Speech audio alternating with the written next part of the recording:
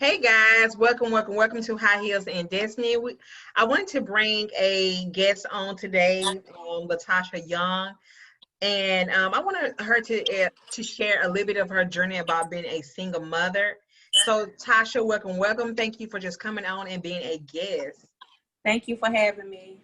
Not a problem. I know that you're a single mother, and we have a lot of single mothers out here. And I just kind of want you to tell your story, your experience of being a single mother, and hopefully your story that um, you share can be a blessing to somebody else. So I want to just go ahead and jump right onto the questions, okay? So, Yes, okay, Tasha, can you tell us a little bit about your journey as a single? I'm sorry. Can you tell us a little bit about the Single Mother's Life platform? the Single Mother's Life platform is a platform that was birthed through me by God to help single mothers to understand or to encourage single mothers that they don't have to settle just because they are single mothers. So there's encouragement, inspiration, all from me that help push your single mothers to their best self, like help them to stop settling, help them to stop taking on what society say about us as single mothers, that we can't do this because we're single mothers, we're this because we're single mothers. My goal with the Single Mother's Life is to help single moms push past the fear, push past society standards and any other negative limiting belief. Okay, I think you kind of answered this a little bit, but my next question is, what made you want to start a platform for single mothers? Which I kind of think you kind of touched bases on that a little bit. Yeah, I think because for years I used to question God, like, God, why am I a single mother? Like, it's not fair. True, I did sin, against you, but my son, children are a gift. God gives them to us as a gift, and they're not mistakes. So I used to question him, like, why am I a single mother? Where's my husband? Can you send me somebody? And he finally made me content in my season. And he finally opened my eyes to everything that I could be doing as a single mother to better my life and my son's life. So I just want to share that with other single moms. Okay. And my next question is for you. There are a lot of single mothers out here that struggle with, that struggling mentally, emotionally in silence. Your platform consists of dealing with single mothers. What is the story behind a lot of single mothers struggling in silence, mentally and emotionally?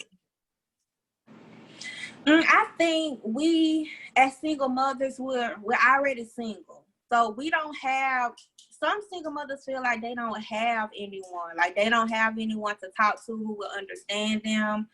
They go through so much. It's like, I know, like, sometimes single moms, if one door is open, another is closed in their face, and it just seems like they can never get ahead in life. So sometimes that could cause, I know for me, at one point it just caused me to just, shut down. And it's like, I'm like, God, where are you? Are you even there? And if God not there, if I feel like God is not there, how can another person be there? So I feel like a lot of single moms have just given up. They've given up on change. They've given up on a better life. They've given up on better mental health. They've just given up because all they've seen is, less than. So that's why I really think a lot of single moms continue to struggle mentally and emotionally in silence, because they just feel like no one understands what they're going through. Okay. And let me ask you this: have being a single mother brought insecurities to your life? I have heard many women say, "Well, since I have kids, no man will want me." I hear that so much, and um, is that's true? And what makes single mothers feel like that? Because I have heard a lot of women say, "Well, I got 2 kids, no man will ever want me." Where in actuality, I mean, you can see a man dating a woman with 3, 4, 5 kids, and none of them is his kids. What bring on that insecurities to women that feeling like, well, since I have a child or kids, that no man will want me, so they either, just have that mind frame as no one will want me, or either they continue to allow themselves to stay in relationships that's unhealthy. Yeah, that is a big problem in our society today, and it really hurts me when I see single moms think like that. Mm-hmm. I think it kind of goes back to the men who they allowed in their life. You know, it's just like a constant domino effect. Each man that they allow in their life, it takes a piece of their self-esteem. Like, he takes a piece of their self-esteem because he wasn't supposed to be there anyway. Mm-hmm. So to the single moms, any single mom who's feeling like that, it's a lie, girl. It's a lie. So I would encourage you to focus on you. You know, it's okay to be single. It's okay to heal. It's okay to focus on loving you, because when you love you, then you won't allow men to come into your life and take away your self-esteem and your self-value for yourself, and take away the love, because it's somebody out there who is gonna love you and your kid, regardless if you got 2 kids or 10 kids. It's a man out there who will love you and your kids, but first it takes you to love you and your kids. Right. So I would definitely encourage you to let God heal you. You know, just step away from men altogether and let him heal your mind and your heart, and start loving you. And then, you know, once he teach you how to love you, how he loves you, then, you know, you won't have those thoughts anymore. You have confidence that there is a man out there who's going to love you and your kids if you just be patient and, you know, walk in the purpose that God has given you. And that's good that you say that, because I never even thought about it that way, that a lot of that thought process come from insecurities and low self-esteem. Because if you love yourself, then you wouldn't even have that thought process of, well, don't nobody want me. I got this, kid or children, and, no other man will want me. So I'm going to either deal with this man, or you just kind of make yourself feel in a place of guiltiness of, I'm a single mother, like this is the end of my life. When in actuality, that's a lie from the pit of hell, because it's, like I said, it's plenty of women who you see that have men in their life to take care of kids, and the man don't have any kids, by them. So it's very possible. So it's definitely, I think, a lie that the enemy tell women to deceive them. It's a lie, and not only that, when you think like that, that there's no man who's gonna love, me and my kids. I think that not only are you thinking that in relationship terms, you're thinking that in life terms. Like, you settle for a job. You're like, okay, there's no other job out here that I can qualify for. Or you just settle for every area of your life. Not only a man, and it is a lie. It's the devil. It's a lie that the devil tell us to keep us from walking in purpose.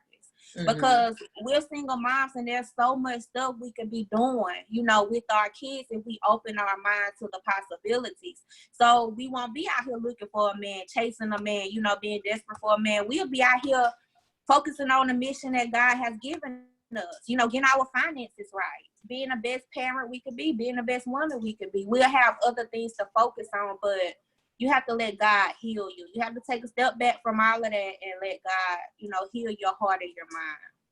Right. I agree. Have you ever had have you ever had any guilt about having a child out of wedlock? No, I've never had any guilt having a child out of wedlock. My son is the best thing that happened to me. Like, before him, I used to be wild. Even when I had him, like, for the first 4 years that I had him, I still used to be wild. But I now know that, he's the best thing for me. And I now know that God has, even if the things in my lifetime that I want to accomplish don't, manifest or come to life, I know that God may birth them through him. I may be raising the next president. God gives us gifts. Our kids are a gift. So I've never, ever, ever regretted, no matter how hard times have been, no matter how hard times are now. No, my son he's like the best thing that happened to me, and I wouldn't trade him for anything. Okay, what's your pregnancy planned? Yeah, by my baby dad. Was it something you guys said, hey, let's have a baby together? Or was it one of those things that just happened? Wasn't no birth control and a baby was conceived? No, it wasn't something that we sat down to plan like an adult, but I think in a moment, like in a lust, he used to tell me, I'm going to get you pregnant. I'm going to get you pregnant. And me, like, because I was so lustful for him, I was like, it ran across my mind, like, what if he do? But at the moment, I was like, okay, whatever. I just be pregnant. So, you know, we didn't use protection or anything. I wasn't on birth control, and I got pregnant. And when I was sick, I didn't know what was wrong, but he knew what was wrong. He was like, "You pregnant." And that was that. So yeah, he did it on purpose. I didn't do anything to prevent it. But as far as like sitting down and planning and saying, okay, we gonna have a baby, we need to do this, we need to do that. No, we didn't do it that way. Okay. How did it affect you emotionally not having an active father in your child's life? Did it affect you? And if it did affect you, how did it affect you emotionally? Yeah, it affected me. If you don't know my story, my son's dad, he died when my son was 2 back in 2012, or he got killed. And after he died, well, when he was alive, we wasn't together. Like we broke up a couple of months after I found out I was pregnant. It just wasn't working. So it wasn't like we was, you know, together the 2 years that he was here, but he was helpful. So when he passed, it affected me because, like, mentally it affected me because I thought, like, okay, you know, I have a son and he needs a dad. You know, what if he's gay, or, you know, what if he's feminine? Like, I need to get a man around him. So that kind of led to me having men in and out his life. But you know, God healed me from that, and he showed me that, hey, I am the father. I am his father, and I will provide for you and Kingston. And, you know, while there's no earthly dad in his life, I'm gonna take care of you. And he did. Like, he bring school at his schools. When he played football, there's always like a father figure there. Always. God always placed someone there. So yeah, it affected me, but it really don't right now because I know that God takes care of us. And Kingston, he used to have a hard time with it when he was younger, but now, you know, as I over the years, I pray about it, pray for him. He prayed too, and God has really strengthened him in that area. So we both know that at the right time, you know, God is going to bring the right man in our life. So it really don't affect me mentally anymore. Okay. Are there any regrets about being a single mother? I don't have any regrets, but I don't have any regrets. I did learn. I'm gonna say I learned, you know, from bringing a child into this world and, you know, being a single mother, because our children deserve a 2-parent household.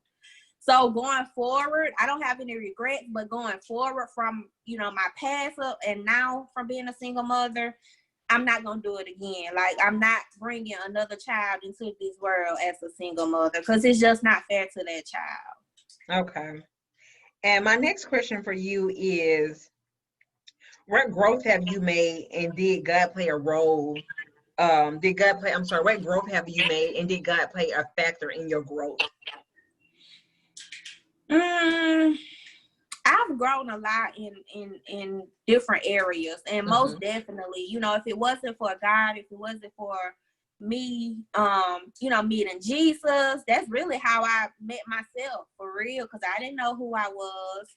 I think I've grown into learning me, you know, learning what I like and what I don't like, setting boundaries, having values, having standards. Just being able to say no if it doesn't fit into my boundaries, my values, and my standards. I'm able to say no now. I mean, I know that in the past, it's like if something came along or somebody came along and they didn't fit into my values and my standards, I would be like, okay, well, you're here now, so okay, yes. But I know that it wasn't for me, but I didn't have the strength to say no and to turn it down. But now I think God has really grown me. So now I'm able to really, you know, have boundaries and standards and to, I would say, put him first and foremost. And if it doesn't fit, then, you know, I'm saying no. Whatever it is, a relationship, a man, a woman, a friend, a job, whatever it is, you know, if it doesn't fit, I'm saying no. And I think that's tremendous growth that God has helped me with. over the past couple of years. Okay.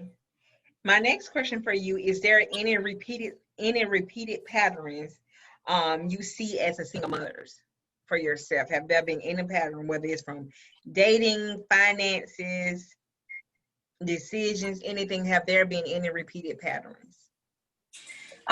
Yes, I would say just a couple of months ago, I noticed this pattern.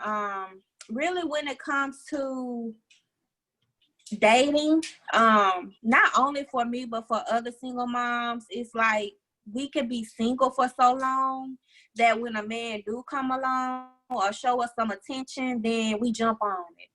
Mm-hmm. Knowing that it's not, the best for us, knowing that he's not for us. And then, when he proves to us what we already knew will hurt. We're now in a soul tie. Mm-hmm. And I just had this experience a couple of months ago. But I was able to learn from it, and going forward, like I have made up my mind, like it's a wrap. I'm, as far as dating, I'm not dating. I'm not talking to anybody. I'm focusing on my purpose and my mission, and it's gonna have to take God to. It's gonna have to take Jesus to show me him walking on water before I jump back into the dating field. But yeah, I think that is definitely a cycle, a pattern with single moms when they're single for so long, not getting any attention. The first man to show them attention, they're going to jump on the wagon, and then once he really show them who he is, then they're hurt, and it's just a cycle. So we definitely have to break that cycle and be confident that God is for us and God gives good gifts. Right. So my question is, let's talk about jobs and money.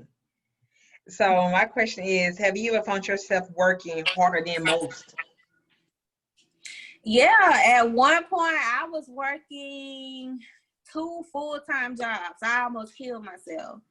I was working an overnight job, and then I was working a full-time day job, and I was getting about 2 hours of sleep a day, if that. And I almost killed myself. And I told myself that I wouldn't do it again, but I did do it again. I wasn't doing 2 full-times, but I was doing a full-time and a part-time. So yeah, I mean, as single moms with one income, it's hard. You have to figure something out. But I don't think, from my experience, I don't think that you should nearly kill yourself, for money. I think we should definitely live within our means, figure out a way to live within our means. And I think that we should use our mind. God gave us a mind. He gave us all gifts and talents. And I think we should definitely figure out what those gifts and talents is and utilize them to make money. I don't think we should be clocking in around the clock, because not only is it bad for health, but it's bad for the relationship with our kids. So yeah, having Talking about 2 jobs, it killed me to work one job. Okay. But when we younger, we can do stuff like that. But as we get, well, girl, I don't think I ever had 2. It's just I never even want to go to the first job. Talking about 2. No, it's just been a girl young. I still can do it. Just I ain't never want to go to the first job. It ain't no way I was going to the second one, and I can't get to the first one on time. Talking about 2. Child, no. I was so money hungry. It's like that's all I thought about was the money, and that's what drove me, the money. So, what you really just answered is, it says, did working multiple jobs really bring mental and emotional? Well, no, you didn't answer this. Do working multiple jobs really bring mental and emotional release to you? Like, because you know how you feel like, well, okay, if I work 2 jobs, we have more money, I'll be more at peace, and you just feel better emotionally. You're really working 2 jobs, whether it was 2 full-time jobs or whether it was 1 full-time, 1 part-time, did it really bring emotional, mental release, peace to you? So, again, if you don't know my story, y'all definitely need to go to the singlemotherlife.com and read some blogs or watch some videos or something. But I did tell about how I used to work 2 jobs. But when I was working 2 jobs, It didn't. It actually, there's a cost for everything, you know. Even though you think that you're going to work to make money, you're still paying a cost. Because it was costing me the relationship with my son, and it was costing me my health in return for, you know, 2 paychecks. And my bills still was, you know, I still didn't have enough to cover bills for real. You were Because just blowing money, girl. yeah, that's the mindset I had. I told you, like, I was money hungry and I was greedy and I didn't know how to manage money. Like, I would try to keep up with the Joneses. That's why I was working 2 jobs. And it, you know, as the years passed, I realized, like, I'm just wasting my life working. That's all. So no, it did not satisfy me mentally or emotionally. I got to a place where I'm like, okay, I'm not working 2 jobs anymore, so I started working 1, and then eventually I let that job go, and now I'm self-employed because I realized, like, hey, you know, God gave us gifts and talents. He gave us a mind. We don't have to work for nobody. I know that's what popular belief is, that hey, you need to work for somebody every day of your life and retire from that company. You may have enough for retirement and you may not, but that's not what I want right now. And it took God to come in and change my mind on that. So let me ask you this: what sacrifices have you made to benefit you and your child, or do you think there been any sacrifices that you have made? Girl, sacrifice. That's my middle name, sacrifice. So, yeah, relocating from Mobile, Alabama to Austin, Texas for better opportunities, a better life, just to start over and to get a better life, you know, new scenery. That was a big sacrifice. I recently let go of my job, as I mentioned before. I resigned, and now I'm self-employed. I've been self-employed since June. It's a hard, yes, it's a sacrifice, but I have a vision. You know, I can see the end result, and I know that without faith, you know, I mean, without works, faith is dead. You know, so yeah, if I think that it's going to better my child and my life, no matter what society say a single mother should not do, I'm going to do it. So yes, those are 2 of the biggest sacrifices that I have made over the past 2 years. It is relocating and resigning from my job. So this is a really important question. How can single mothers learn to save with struggling financially? Because people always say you need to save, and not even just single mothers. I mean, you got two households, you know, 2-parent household where it's, you know, it's a struggle to save. So what advice would you give another single mother who, you know, maybe just working 1 job and she's trying to save and she's already struggling financially? What is the best solution for that problem? I would say, you know, try to live below your means, but with these jobs, if you don't have I'm not even gonna say that, even if you do have a degree, with all the student loans you have to pay, you still probably won't be making enough per month.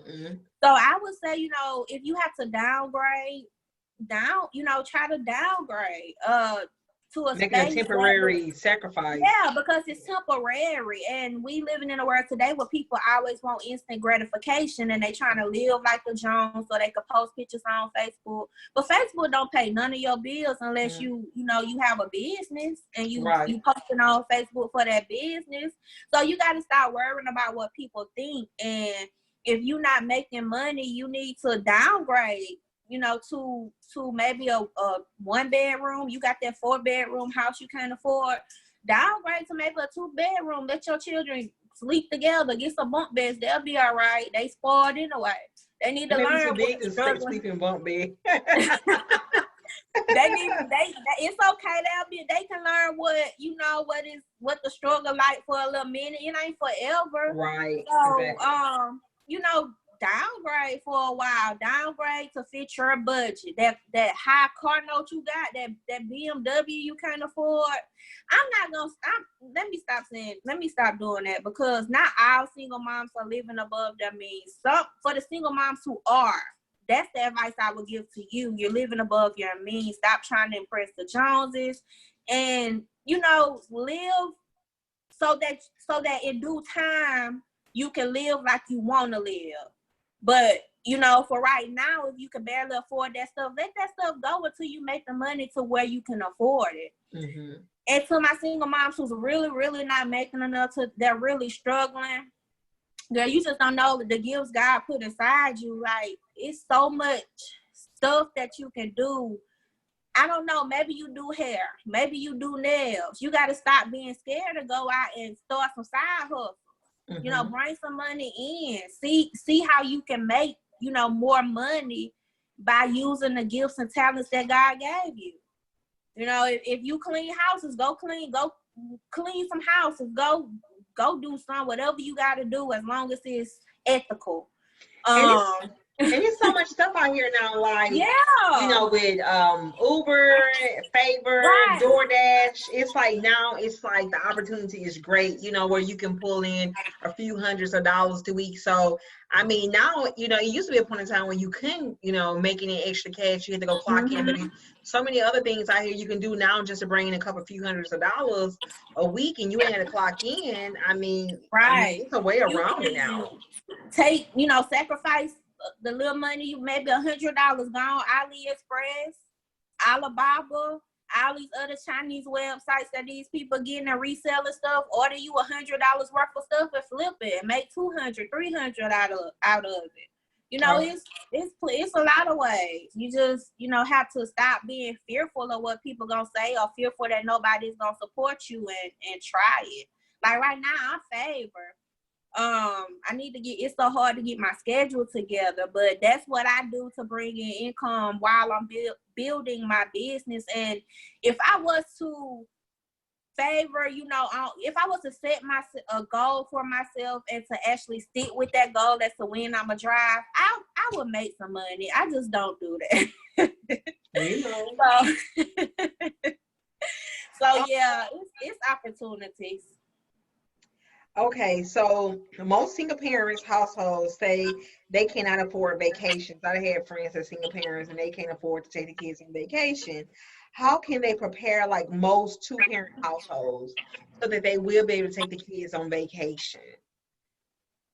Well, this past year back in June, we went to Florida. And when I tell y'all, I went to Florida with $300. That whole trip took $300. We was on a 3-day. Was it 3 days? 2 days, 3 nights, 3 days, 2 nights. I can't remember. But we had a big Airbnb. And the way I was able to do that is I went with family. You know, everybody pitched in. Grab your family, get your family together, your other single mom friends, and plan a trip. And That's a good idea.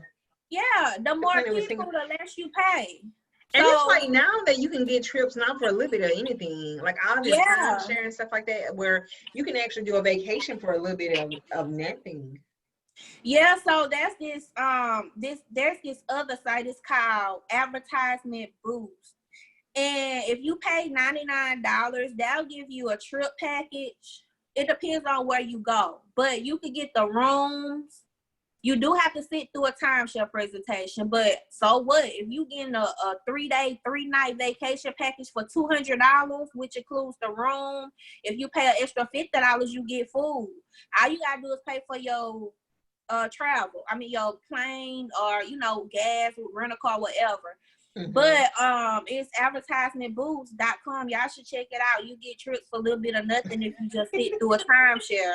Really, if you just sit through a timeshare. But I didn't do that when we went to Florida. I just went with a lot of family. We all just went in on the price of the food, the Airbnb. And I went on that trip for that long time with $300. I was actually on vacation for a week because I stayed in Mobile for, you know, half of those days. And all I had was $300. If that. Okay. So the big question, what's dating like? And do you think it is harder to date when you have kids? Dating, for me, like the couple of times I tried dating, it was horrible. It was bad. And I think that's because God is telling me that it's not my season to date. So it's like every time I try to, he closes the door, or I end up in a soul tie, or something just happens negatively. And I just know that he's telling me that it's not my season today. He's telling me to focus, focus on there's so many other things to focus on other than a man. Mm-hmm. But in the dating world, in these days we live in, men, you definitely have to let Jesus send you your man, because these men, I'm not all of them, but the majority of them, it's like stuff is so easily accessible to them. They can see whatever they want on social media. They have conversations with you in your inbox, so they don't know how to hold a real life conversation. They're not consistent. That's just been my experience, and I got better things to put my energy into. Like, dating is a full-time job that you don't get any return from in these days. So for me, I don't know if it's like that well, you know what, I do know it for the majority of the single moms that I talk to. Yes, they just have women, period. Yeah. I had a friend the other day I was talking to, and she was like, girl, even Jesus don't have nobody to send us no more. Because she said it ain't nothing for him to sin no more. Ain't nothing out there for him to sin. Yeah, it's bad out here. Like, it's really bad out here. I really think I know that we're living in a last days, but that video is not here nor there. Well, yes, it is. If you ain't got a relationship with Jesus, you need to get your relationship with Jesus. But dating, I mean, it's bad out here, but as a single mom, I don't think that should be our main focus. It's like some single moms, they just think, that the world ends unless they have a man. And that's dangerous. Like, that is really, really dangerous. Not on you, but on your kids. So what was the second part of the question, Miranda? You pretty much, you answered it all. It all. Do you feel pressure to get married from families and friends? Because you know how people are like, well, he needs a dad, he doesn't have a dad. It's about time for you to get married. Do you ever feel that pressure as a single mother, like, I need to hurry up and get married? Or have you ever felt it? Or have you ever even been pressured from family saying you need to get married because you're a single mother and your child needs a father? Well, they've never pressured me about getting married, but they, every time I go home, my grandma would ask me, like, do you have a friend there? Like a guy friend or something. You got a friend there? Or someone may say, well, when are you going to have him another little brother or sister or something like that? But as far as like when you're going to get married and stuff like that, no, I haven't really been pressured by my family regarding that. Okay. So I'm going to ask you this. We're going to get a little bit into this because we're getting close to closing, because I think we are kind of on a little time frame. So tell us, how did you get the courage to finally relocate without having any help or family as a single mother? Because a lot of single mothers want to relocate, and I have heard single mothers say they want to relocate, but it's like, the fear of not having the money, the fear of not having anybody in the same city. How did you finally get the courage to say, you know what, I'm just going to do this thing without any family? I mean, you say in the city with no family or friends, no type of support.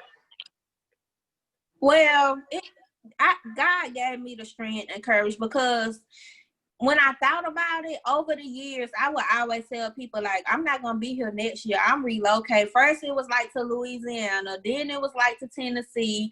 I remember I went through my messenger and I was just reading the messages that I was communicating with people throughout the years. And it's like I would tell a lot of them, like, no, I'm not going to be here next year. I'm going to be in Louisiana. Or no, I'm moving to Tennessee next year. So and so. But I really do believe I spoke it into existence, or wrote it into existence, or even though I didn't move to those places, but I did, relocate like I wanted to. But God just gave me the courage. It's like one day, I was gonna bring Kingston, my son, here for his birthday, and I'm just like, you know what, we just gonna go visit, and if I like it, we just gonna move there. And I know it was God, because I'm here in Austin, Texas, and I didn't even know about Austin. I knew about Houston. We know about popular places like that, like Dallas and Houston, but I had never heard of Austin. So he placed it on my heart, and you know, we came. It's just we came and we visited, and I just had peace about it. I'm like, I'm gonna do it. I'm not gonna let anything stop me. So I just found solutions, like to get the money. I didn't have any money when I moved. I had $3,000 to move with, and the majority of that was for my apartment and my first month's rent and my deposit. I didn't save. I sold everything in my apartment. I just, you know, the biggest thing I had was my faith. Mm-hmm. So I would say my faith in God is really what helped me and pushed me to finally take the leap and sacrifice and relocate. So let me ask you this. How did you prepare financially to relocate? And how does a mother prepare who doesn't have a lot of money? So how did you prepare to relocate financially? And for a single mother, like we just said previous, that maybe already kind of struggling or having hard times financially, but they want to relocate, but it's hard for them to save the money. What advice would you give them? And how did you go about saving your money so that you was able to relocate? It's funny that you asking these questions because I just wrote a book, the Single Mother's 5-Step Guide to Relocate, and with no That's our next support. question. With no support, but it's it's no, I'm just gonna say that in that book I gave all that information. How I planned is like I said earlier, I just found ways to make money. Like I was driving Waiter, which is a food delivery company. I was doing that. I was working. Of course, I had my full-time job. I was doing nails. I was selling hair. I went on one of those China websites and I bought a lot of waist trainers. And it's like God was just opening doors because it's like I sold all those waist trainers at I can't remember the nursing home that's on University, I think. But one lady, I sold it to her. She would call me every day. 2 of my coworkers want a waist trainer. 3 of my coworkers want a waist trainer. So all those waist trainers I sold, and I was making like a $20 profit on all of them. So, and I had about 20 of them. So I made money doing that. I was driving the food delivery. I was doing nails. I was doing hair. I was working my full-time job, work at home job that I had at the time. And, you know, mind you, I was able to still take care of my home there up until the time that I moved. And I was able to pay, you know, for my deposit for my apartment, the first month's rent, and put food here when we got here. You know, everything that you would need to do, I was able to do it because I found a way to do it. Mm-hmm. I didn't let obstacles stop me. You know, I wanted what I wanted, and my mind and my brain knew that, and it helped me find solutions along, of course, with God leading the way. So as far as single moms who's wanting to relocate, but they are struggling financially, I would say first you need to find out why you're struggling financially, because if you have a problem managing your money while you're where you are, when you relocate, that's not going to change. And it's going to be harder in the new place because you don't have anybody. You can't go somewhere quickly for someone to help you. So you need to figure out what's going on with your money. But if it's because there's no opportunities where you are to make more money, then I would definitely research cities that have better opportunities, like higher paying jobs, things of that nature, you know. But like when I researched Austin, I read that it was a great city for starting businesses. So that was another reason why I came here. So you just have to do your research and find a city that's going to have better opportunities for you so that you can get ahead financially. Okay. So it says, how has your journey been in a new city with no family and friends? Do you have any type of support system there? Yes, I have my church family. I know I could call on them, like my sisterhood, if I need encouragement, if I need to talk or Mm-hmm. anything. We connect every Wednesday night. But yes, I've I made a couple of friends. I've never been the type to have a lot of friends. So I have, you know, a girl that I could talk to. I met her at Amazon when I was working overnight. I could call her She called me every now and then if I just need a girl chat or something like that. But as far as support, I really don't depend on people for support. I depend on God. And at the right time, whenever I need someone, He always send them. Mm-hmm. So yeah. How have God played a role in your entire journey? If it weren't for God, I wouldn't even be sitting here talking to y'all right now with my little country voice. So, but God, he's definitely good. Like he took me, he brought me out of darkness. Like I was living in darkness. I was living a lie for a long time, thinking that I was unworthy, unlovable. Would always be rejected because my mom and dad, they didn't even want me. So I'm like, okay, if my mom and my daddy didn't want me, who else gonna want me? So because of that, anytime, let's say a man showed me a little attention, I thought sex was the way to go, but God, he told me that was all a lie. He healed me, he healed my mind, he healed my heart. He showed me how he loved me, so he helped me to love me and to love others. And I'm happy because, he has helped me to use the wisdom that I have gained through my struggles to kind of help other single moms. So I'm definitely grateful for God for every, the journey he has brought me on and my son, and I'm excited to see where he's going to take me. So, has God always been the first? Has God always been the first in your life and on this journey? Have God always been like when you made this transition move? Was it God, or did your relationship in this transition grow with God? No, actually, yeah, it was God at the beginning. Like I was like, thank you, Lord. I knew it was Him that gave me peace and pushed me into this journey. Wait, when you say the move, you mean a relocation? Mm-hmm. Okay, so yeah, I know it was God that gave me the peace and pushed me through this journey. But as it got harder, like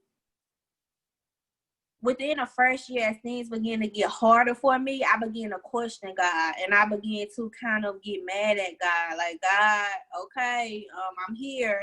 Things don't seem to be getting better, but I had to realize that God is not on my time. So I have to just be patient and, take each day as it come and do as He showed me to do. And he's always going to be there. He's always going to provide, which He has been doing. So no, throughout the journey, it hasn't always been God. Like sometimes it was Tasha. Sometimes it was Tasha then God, and that's why I messed up at. Okay. But through it all, overall, yeah, I can say that I have been close to God throughout this journey, but not as close as I should, throughout times of the journey.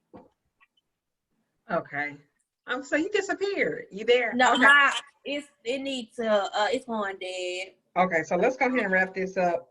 Okay, if you can look back, is there anything you would do differently? No, there's nothing I would do differently. Nothing at all.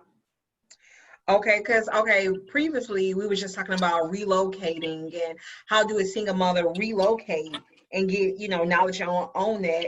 Recently, you just launched a book. And can you tell us a little bit about your book that you just recently launched for single mothers as to tips on, telling them how to, well, without going into the book, but just can you give us a little bit of information about your book and helping single moms on relocating? Yes, it's the Single Mother's 5-Step Guide to Relocating with No Support. Mm-hmm. And the book, I never thought about writing a book like that, but when I first relocated on my YouTube channel, I did a story time on my relocation. It was only to produce content, but that is like the second most watched video on my YouTube channel. The first most watched video is the best advice for single mothers wanting to move. And I noticed all the questions I was getting. It's questions that I would not have thought single mothers had. I thought it was just easy to pick up and relocate. I thought it was just doable, but I know that I saw that a lot of single moms had questions because they were asking me.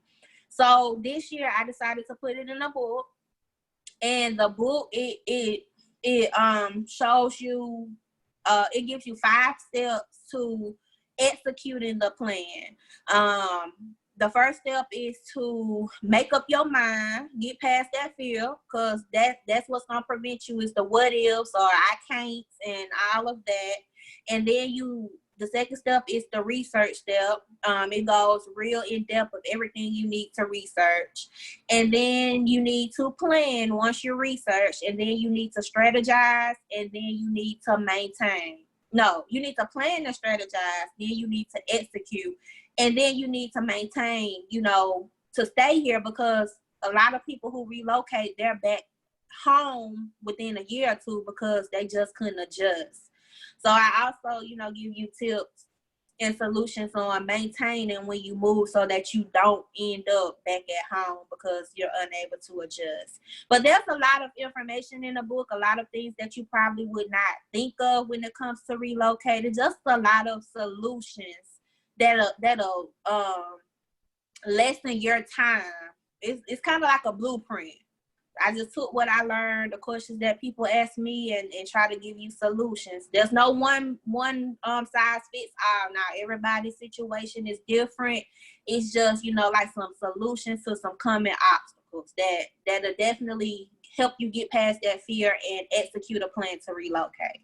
So let me ask you this. So if someone wants to purchase your book, can you give them a little information as far as your platform, as far as Facebook, Instagram, your YouTube, and also letting them know how can they go by purchasing your book? And also when I upload this video, I'm going to put the information, I'm going to have YouTube put the information in the comment section for anybody who want to purchase your book. So you can just give them a quick rundown as to how they can find you on all the social media platforms.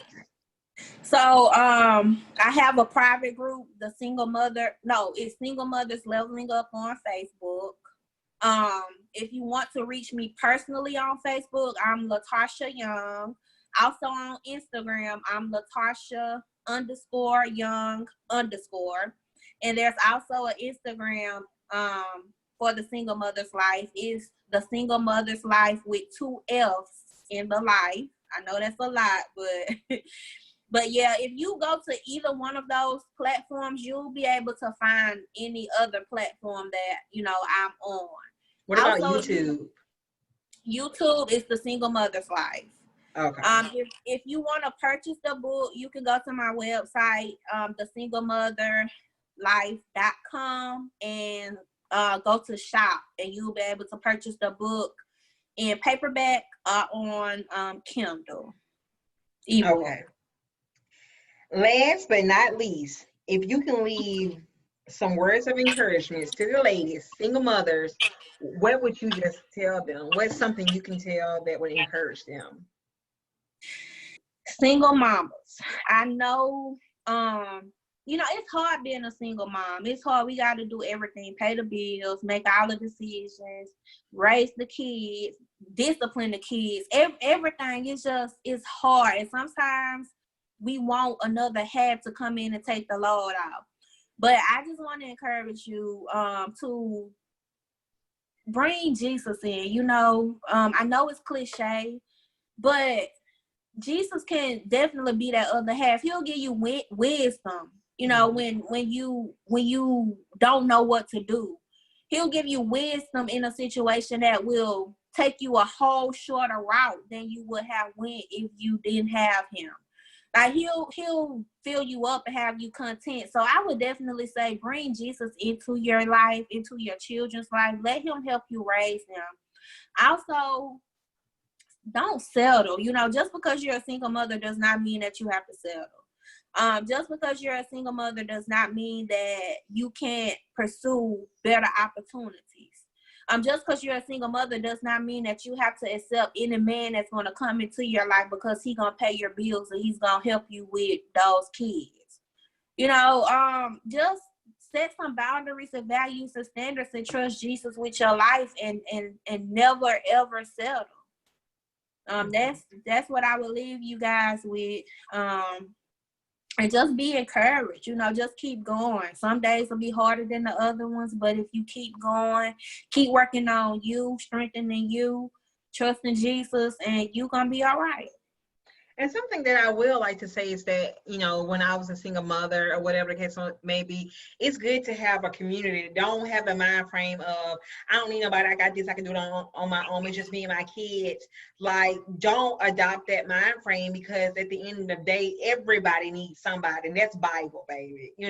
Everybody needs somebody. So if that means that you may not have a good support system from family, but you may have one or two friends, or the case may be, or you may have a co-worker or someone from your church that may be like a nanny, or someone that you know that you can trust.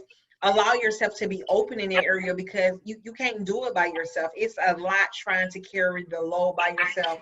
And whether you're a single mother, whether you're married, we all need a breath and a break from kids sometimes. We all need help sometimes. So even if you're married and you got to support, even if you're married, you just can't depend on your spouse. Sometimes you still need family and friends and someone there just to be able to give you a break. So I think it's really important to know that it matters. Like, you don't want to do this journey and this thing called life alone. Like, you really need somebody to just make it a little bit easier for yourself. Yeah, you definitely. I would encourage every single mom to find someone they can talk to. Like, find someone. If you can't find, I know we're in a pandemic, so most single moms say it's hard for them to make friends. They introverts. You gotta learn how to be an extrovert. But if you can't find anyone in person, I'm in a lot of single mother support groups on social media. So it's a lot of people who's in that group that may be going through what you're going through.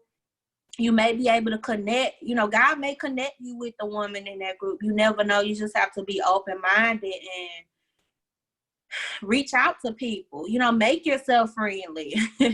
Make yourself friendly. God said, even the Bible say that if you want friends, you got to show yourself friendly.